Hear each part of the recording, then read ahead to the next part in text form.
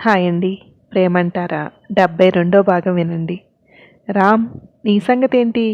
మీ ఇద్దరూ అన్నిటిలోనూ ఒకటే అనుకున్నాము అన్నాడు ప్రసాద్.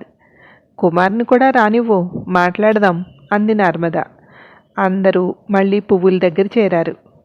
సాహితి అక్కడే గార్డెన్లో కూర్చుని ఉండిపోయింది. రామ్ వెళ్ళి, ఏంటి ఒక్కదానివి కూర్చున్నావు అన్నాడు. ఒకరికొకరు ఇష్టపడుతున్నారో లేదో తెలియని వాళ్ళు ఒకరికొకరు చెప్పుకొని హ్యాపీగా ఉన్నారు. నేను నిన్ను ఇష్టపడుతున్నాను అని నీకు తెలుసు, అయినా నువ్వేం మాట్లాడలేదు. అంటే నీకు ఇష్టం లేదా నేనంటే అంది సాహితి. అలా అని కాదు అన్నాడు రామ్. మరి నువ్వెవరినైనా ఇష్టపడుతున్నావా అంది. నాకు నువ్వంటే ఇష్టమే. నేను ఫస్ట్ చూసినప్పుడే ఇష్టపడ్డాను. కానీ నేను పెళ్లి చేసుకోవాలంటే మా అమ్మకి నచ్చాలి. అమ్మతోటి అక్షుతోటి మింగిల్ అవగలగాలి వచ్చిన వాళ్ళు.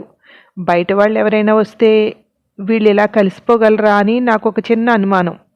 అక్షుతో ఫ్రెండ్లీగా ఉంటుంటే పర్వాలేదనిపిస్తుంది, కానీ అమ్మకి నచ్చాలి అన్నాడు రామ్. బాగున్నారు ఇద్దరికిద్దరు. వాడేమో అత్తగారికి ప్రపోజ్ చేశాడు, నువ్వేమో అమ్మకి నచ్చితే ప్రేమిస్తాను అంటున్నావు. మీకంటే అమ్మాయిలే బెటర్. వాళ్ళ మనసులో ఉన్నది క్లియర్గా చెప్పగలుగుతున్నారు అంది నర్మద అక్కడికొచ్చి. ఆ మాటలకి వెనక్కి తిరిగి చూస్తే అక్కడ గ్రీష్మ, క్రిష్, సిద్ధు, నర్మద, అక్షు నిలబడి ఉన్నారు. అలా కాదంటీ, మన ఫ్యామిలీ గురించి మీకు తెలుసు కదా. ఇప్పుడు నీలుని గుర్తు చేస్తున్నాను అనుకోకండి. ఒకసారి నీలు దుర్గా ఆంటీతో కొంచెం రూడ్గా మాట్లాడినందుకే అమ్మ చాలా ఫీల్ అయింది.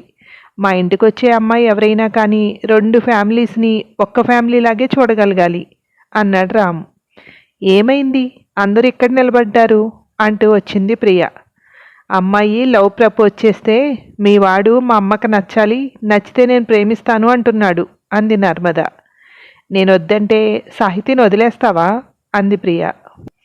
నాకు తను నచ్చింది, కానీ మన ఫ్యామిలీలో మింగిల్ అవ్వగలదు అంటేనే. లేదంటే నేను అసలు పట్టుకోలేదు మమ్మీ వదిలేయటానికి అన్నాడు రామ్. అదే కదా, పట్టుకోవడానికే నీ పర్మిషన్ అడుగుతున్నాడు అంది నర్మద. నాకు డాడీకి కూడా ఇష్టమేరా, మేము ముందే అనుకున్నాం అంది ప్రియ. అంటే మేము వచ్చిన వెంటనే ఆంటీ ఏవో సంబంధాలు ముత్యాలు అన్నారు, అవన్నీ మమ్మల్ని ఆట పట్టించడానికా అన్నాడు. అవునా అత్తయ్య, ఇంకా నేను ఆ ముత్యాలు ఎలా ఉంటారో చూద్దాం అనుకున్నాను అన్నాడు సిద్ధు. చూసి అంది గ్రీష్మ. రామైతే వాళ్ళ మమ్మీని అడుగుతాడు అంది సాహితి. అంటే నీ దృష్టిలో తల్లికి ఇంపార్టెన్స్ ఇవ్వకూడదు అంటావా అంది ప్రియ.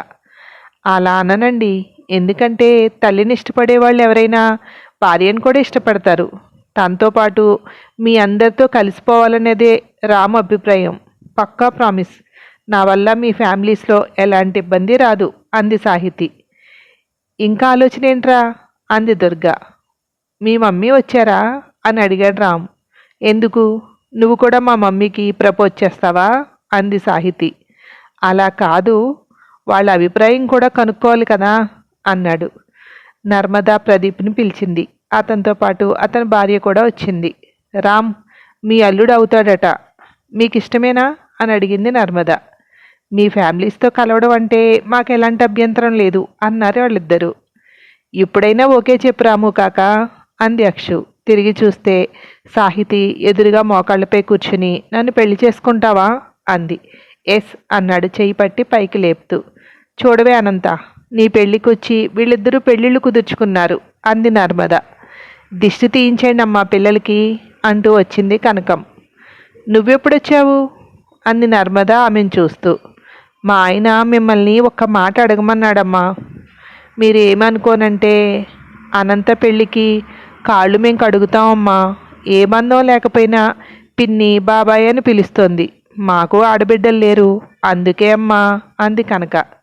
చూసావా, నీకెవరూ లేరు అనుకున్నావు, ఎంతమంది ఉన్నామో చూడు. తప్పకుండా కనుక చెప్పు మీ ఆయనకి, మీ ఇద్దరే కడుగుదురు కానీ కాళ్ళు. కడుగుతున్నాం కదా, ఏదో ఒకటి పెట్టాలి అని ఆలోచించుకోవద్దు. నేను అన్నీ కొనేశాను. దాన్ని ఎప్పటికీ కూతుర్లా చూసుకోండి చాలు, ఏమీ పెట్టద్దు, ప్రేమ పంచితే చాలు అంది నర్మద. తప్పకుండా అమ్మా, దాని మీద ఆ ప్రేమ ఇప్పుడు ఉంది, ఎప్పుడూ ఉంటుంది మాకు అంది కనక.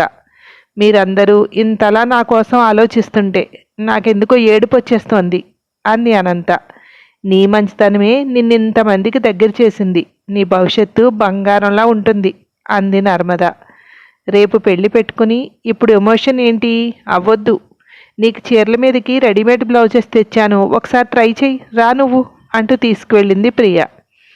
అనంతం తీసుకువెళ్తూ మీరిద్దరూ కూడా రండి, మీకు కూడా డ్రెస్సెస్ తెచ్చాను అంది ప్రియ. తెచ్చిన డ్రెస్సెస్ మనకి ఫిట్ అవ్వకపోతే అంది గ్రీష్మ. నీకు ఆ డౌటే వద్దు, ఫిట్ అయితే కుట్లు విప్పిస్తారు. లూజ్ అయ్యిందనుకో, మా మమ్మీ దగ్గర హ్యాండ్ మిషన్ ఉంది, 2 నిమిషాల్లో నీకు టైట్ చేసి ఇచ్చేస్తుంది. అబ్బో, వీళ్ళు ఫ్యాషన్ ఐకాన్లు, అన్నీ అప్పటికప్పుడు రెడీ చేసి మనకు వేసేస్తారు బట్టలు అంది అక్షు. హల్దీ మెహందీ అన్నీ రేపే అంది దుర్గా అక్కడికి వస్తూ. మేమిద్దరం కూడా మీకు డ్రెస్సెస్ తెచ్చాము, మీరు ఒకసారి ట్రై చేశారంటే అడ్జస్ట్మెంట్ ఉంటే చేస్తాను అంది దుర్గా వాళ్ళిద్దరినీ చూస్తూ. ఎందుకంటే ఇవన్నీ ఇప్పుడు అంది గ్రీష్మ. నేను క్యాజువల్గా అక్షు ఫ్రెండ్స్ అన్నట్టు తీసుకున్నా, అప్పటికింకా మా ఇంటికి వస్తారని ఫిక్స్ అవ్వలేదు కదా అంది నవ్వుతూ. ఇక రేపటి నుండి చూడు, నాకేం తెస్తే మీ ఇద్దరికి కూడా అదే తీస్తారు వీళ్ళిద్దరూ అంటూ బయటికి చూసి ఇప్పుడే వస్తాను అంటూ అటు పరిగెత్తింది. మీరిద్దరూ ఈ డ్రెస్సెస్ ట్రై చేయండి అంది ప్రియ. రామ్ సిద్ధు అక్కడ నిలబడి మాట్లాడుకుంటుంటే అక్కడికి వెళ్ళింది అక్షు. అన్నా, మీరిద్దరూ ఓకే కదా, హ్యాపీయేనా అంది. హ్యాపీరా, మీ అందరితోటి కలిసిపోయే అమ్మాయిలు కావాలి అనుకున్నాం, అలాగే దొరికారు. నిజానికి నీకు థ్యాంక్స్ చెప్పాలి అన్నాడు రామ్. అలా థ్యాంక్స్ చెప్పాల్సి వస్తే మీరు నీలుకి చెప్పాలి. నీలు మా ఇద్దరి మధ్యలోకి రాకపోతే నేను బెంగళూరు వెళ్ళుండేదాన్ని కాదేమో, వీళ్ళు కూడా ఇంత క్లోజ్ అయ్యి ఉండేవారు కాదు అంది అక్షు. అందుకని తనని పిలిచి సన్మానం చేస్తావా ఏంటి అన్నాడు సిద్ధు. పర్టికులర్గా పిలవక్కర్లేదు, తలుచుకున్నామంటే అదే వస్తుంది. నాకెందుకో ఎప్పుడు ఇక్కడెక్కడో నిలబడి నన్ను చూస్తూ ఉంది అనిపిస్తూ ఉంటుంది అంది అక్షు. ఇక తన గురించి మర్చిపోరా, ఎంత టార్చర్ పెట్టింది అందరినీ, అంతకంతా అనుభవిస్తుంది అన్నాడు రాము. ఎవరు అంటూ వచ్చాడు క్రిష్. ఇంకెవరు అంటూ ఏదో చెప్పబోయాడు సిద్ధు. అక్షు కళ్ళతో సైగ చేస్తూ ఆపేసింది. మీ వదిన మా వదిన గురించే అంది అక్షు. మనం భలే లక్కీ కదా, అందరం ఫ్రెండ్స్, ఇక నాకు చాలా హ్యాపీగా ఉంది అన్నాడు క్రిష్. అక్కడ నీలు తండ్రితో పాటు కంపెనీకి వెళ్ళింది. మేనేజర్ని పిలిచి ఇక్కడి నుండి అమ్మాయి చూసుకుంటుంది కంపెనీ, నేను వస్తాను, ఒకరోజు నేను రాకపోయినా అన్నిటిలోనూ అమ్మాయికి అసలాగా ఉండాలి, తనకి అన్నీ చెప్పాలి అన్నాడు ఉదయ్. అలాగే సార్ అంటూ మేనేజర్ వెళ్ళిపోయాడు. అతను వెళ్ళాక మన ఎంప్లాయీస్ దగ్గర మనం నేర్చుకోవడం ఏంటి డాడీ, నువ్వు చెప్పు నేను తెలుసుకుంటాను, ఎంప్లాయీస్ దగ్గర నేను నేర్చుకోను అంది. ఇదే ఫస్ట్ నువ్వు తెలుసుకోవాల్సింది, వాళ్ళు వర్కర్లు, నేను యజమాని అనే భేదభావం ఉండకూడదు, ఒకవేళ నీ మనసులో ఉన్నా బయటపడకూడదు అన్నాడు. రేపు నాకు కొంచెం బయటకు వెళ్ళే పని ఉంది డాడీ, ఎలాగో సండే కదా, కంపెనీకి రావక్కర్లేదు, నైట్కి వచ్చేస్తాను అంది. నేను పని గురించి చెప్తుంటే తను బయటకు వెళ్ళడం గురించి మాట్లాడుతోంది.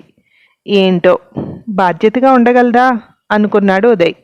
ఆ తర్వాత ఏమైందో మరో భాగంలో వినండి. Thank you.